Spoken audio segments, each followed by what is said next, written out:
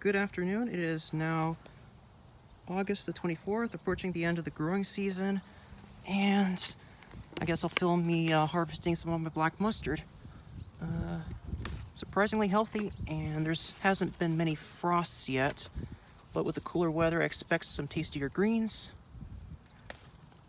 Nice flower buds here and top part of the plant. Unfortunately, I haven't been able to harvest as much as I would have liked due to problems with the school schedule, but seems to be doing well. The plants, I don't see any cabbage worms yet, but I expect, oh, here's one.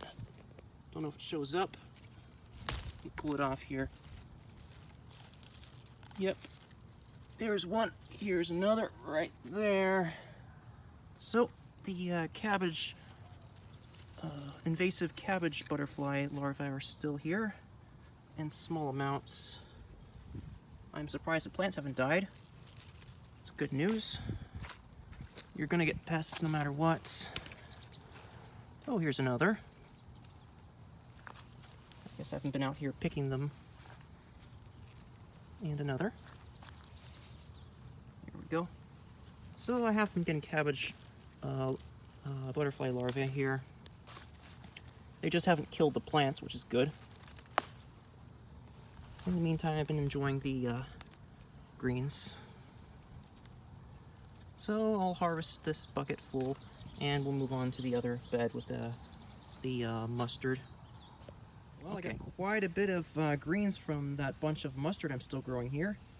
In the meantime, here are the lettuce. I'm hoping I can harvest my first crop of lettuce this week, or maybe next week. It's doing really well in the cooler weather.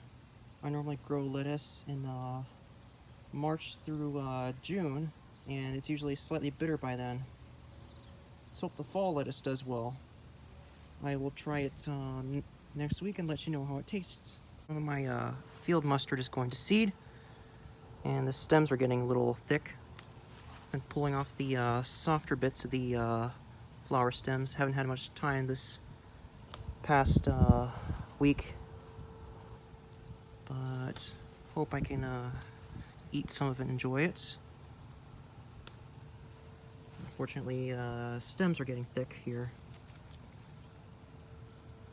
I could try eating some of the seed pods and see, or partially developed seed pods. They are supposed to be tasty. And of course, I'm running out of space in my bucket, so I might get another, store some more of the field mustard here and the radish greens. Actually, over here, looks like the turnip greens, the 7-top, is finally about the right size to go ahead and harvest the greens. That's good news.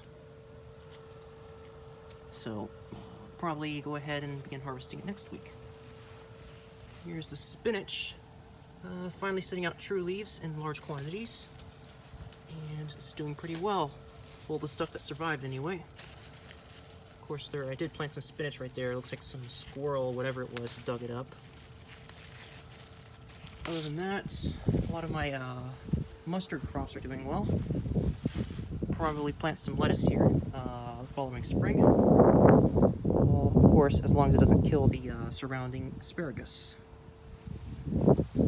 As for carrots, I plan on tasting some of the carrots over here and determining which ones are the largest and putting them in a damp pot of soil over a winter in a cool, frost-free area. Hopefully they survive the winter and I can go ahead and get some seeds from them. Okay, that is this side of the garden. Now let me go ahead and finish harvesting the greens. Right here is the romaine lettuce. It's growing a bit slower than the other plants. I'm hoping I can still get some greens from it.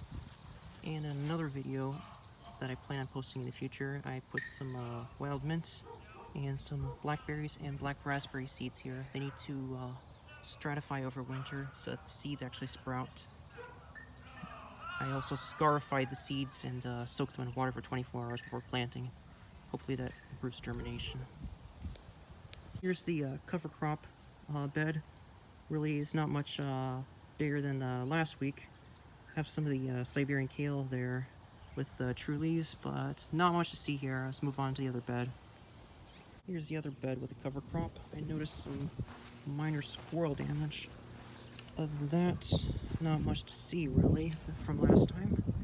Well, thanks for watching, and have a good evening, and goodbye.